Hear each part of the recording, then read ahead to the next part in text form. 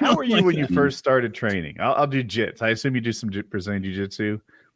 Did you have your lumps for 6 months, 1 month, 9 months? I mean, I still take them today, depending on where I go. Fucking, but yeah, like I had a little bit of wrestling experience, but the thing is, it didn't really come in handy because we were starting on our knees when we were doing jiu-jitsu. Plus, I was an ass wrestler in high school. The stand-up wasn't that bad because I did some like really basic boxing when I was a kid. But it's even to this day, sometimes I have on days, sometimes I have off days. And then it's like Taylor was saying, like, you got those dudes every now and again, they just walk in and they're like, yeah, let's go light. Right. Yeah. And it's just like, holy shit, dude. What bothers me isn't necessarily that people kind of like go off every now and again. It's that like you get this weird form of like creep who like I was actually when I fight, I get sparring in at Joe Lozon's gym. You guys you guys know of him. They know Joe. Yeah, we know Joe. Him. Yeah. Like every now and again I go there and like everybody's usually like really chill, but every now and again there's a guy, he comes in like once and then I never see him again. And I'm not there all the time, but like like once a week when I'm getting ready to fight. And he'll just try and kill me. And then I'll kind of like throughout the course of the round, I'll figure out like, all right, so I've hit him with this. He's hitting me with that. I just got to avoid that. Like I start doing math.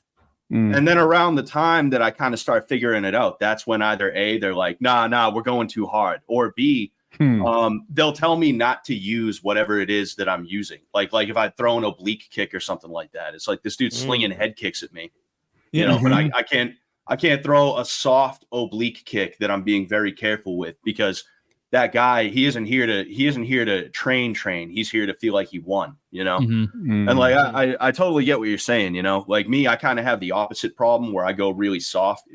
Did you ever, like when you fought professional, like in like real fights, I'll say, like, did you ever get absolutely shit on and think about quitting? Because I put myself in that headspace of fighters sometimes. Oh yeah. My first fight. So like I said, I wasn't ever really like horrible necessarily. Like I went into it with a little bit of training. And I think that definitely kind of made me a little bit cocky because I was offered a fight with a guy who I should not have been fighting. He was like the captain of his college wrestling team, which if you talk to Brandon Buckingham, I know you have, like, he'll tell you that means the dude's like legit. That's like practically a jiu-jitsu black belt right there. You know, he also kind of undersold his experience a little bit. Like I was like the third or fourth guy that got offered him. And the other people before me, they did a little research. They did some Googling and they were like, no, like I was told this, but that's not true. He's really a lot better. So I ended up taking the fight without doing any research. And it was bad. Basically, we came out. I didn't know you were supposed to signal a glove touch before you did it. I didn't know you're supposed to be like, hey, bud, you want to touch gloves? I just went out there trying to touch gloves. He came over the top with a right hand and then with a left hook. And that was it wasn't over then. Who was in your corner? Who was in my corner? My coach. His name's Mike. Okay. Yeah. No, he should have clued you into the protocol. Yeah, that would have been nice, but I don't think I don't think he was really thinking about it, you know. What was I going to say?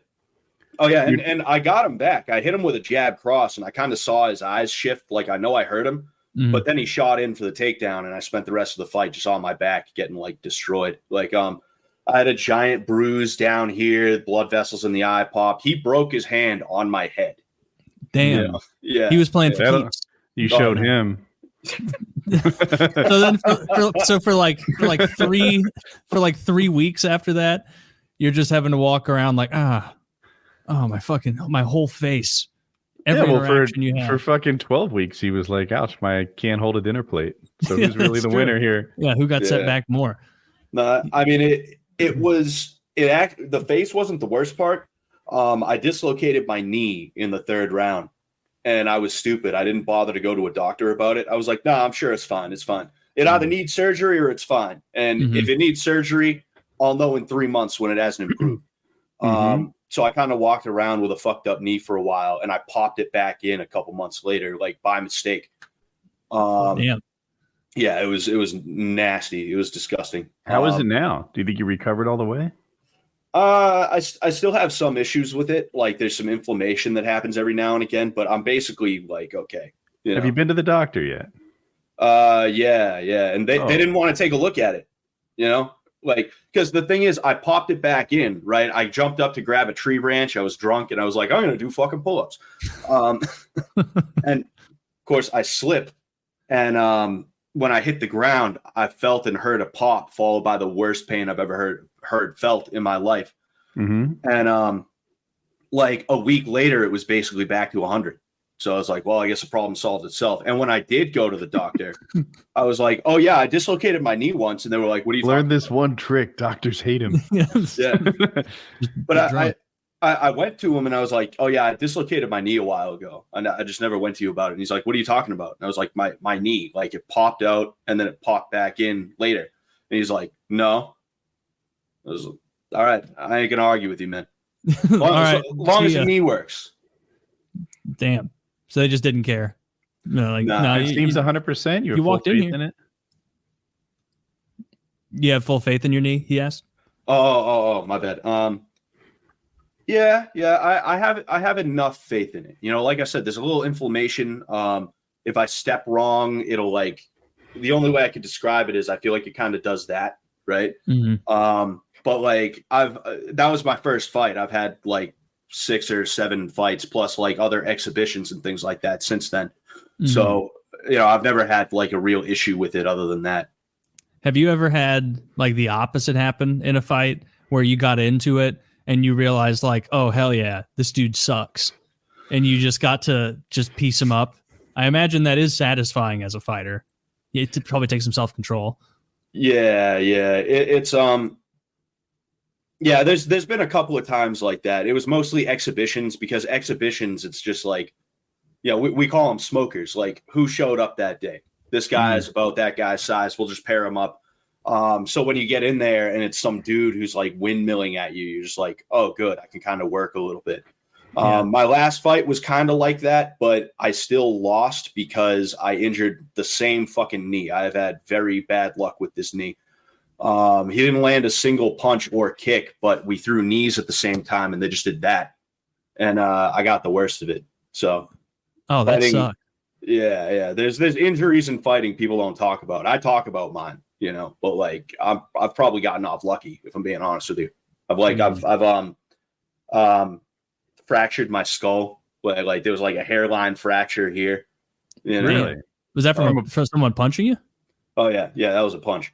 With a hand. Okay. Holy shit. I didn't know you could fracture skulls that easily with a punch. Yeah. It's a rough game. People don't really understand it on that level. And I'm not trying to sound like, people don't understand, but like people, like, I can't tell you how many times, and even like my first fight, I lost it. And it's like, hindsight, I know I shouldn't have taken that fight, but I'm walking around and people are seeing me and they're like, oh, you lost, dude, really? As if it's like, what? Why are you like disappointed in that way? Mm-hmm. Did you think that was the best? Because I don't even think I'm the best. Like you're gonna lose some. Just depends on who you fight. Unless maybe you think you're the best. Oh yeah. 170. Move over, fucking Islam or whatever. Yeah. And I think I kind of needed that a little bit too, because you're muted. Leon Edwards. I'm muted. No. Kyle is. Edwards is 170. Okay. You needed to get beat like that, you think? I think you're right. Oh yeah.